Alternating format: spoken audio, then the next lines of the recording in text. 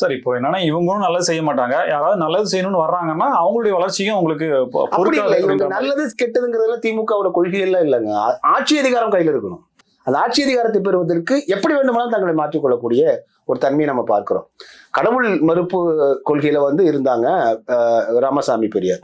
அதுக்கு பிறகு அண்ணா ஒன்றிய குலம் ஒருவனே தேவன்னாங்க. ஆனால் அதே வேளையில் கலைஞர் கருணாநிதி அவர்கள் போன்றவர்கள் இன்னைக்கு வரைக்கும் நீங்க ஏதாவது நீங்க திமுக விமர்சனம் பண்ணிட்டீங்கன்னா உங்களை சங்கிம்பாங்க, பார்ப்பனிய கைக்கூலின்பாங்க, சரிங்களா? ஆனா இவர்கள் தான் முதலாக ஒரு பார்ப்பனர் பிராமணரை ராஜாவை, அது பிஜேபி சங்கி, அவர்கள் கூறக்கூடிய சங்கியை அவர்கள் பாத்தீங்கன்னா எம்எல்ஏ ஆக்கி அழகு பார்த்தாங்க. 99 2004 வரைக்கும் பாஜக அது வீழ்ந்து போக வேண்டிய நேரத்துல அதை நிமிர வைத்தவங்க திமுக தான். அப்ப என்னன்னா அதே போல அதுக்கு பிறகு என்ன சொல்லிட்டாங்க, நீங்க யாராவது ஹிந்துன்னு சொன்னீங்கன்னா உங்களை சங்கிப்பாங்க. கடைசியில 95 விழுக்காடு இந்துக்கள் தான் திமுக இருக்காருன்னாங்க, சரிங்களா? அப்ப நீங்க இப்ப தமிழ் வாழ்கன்றாங்க. தேர்தலுக்கு முன்னாடி தமிழ் வாழ்கம்பாங்க, தேர்தல் வெற்றி பெற்றதுக்கு பிறகு திராவிடம் வாழ்கம்பாங்க.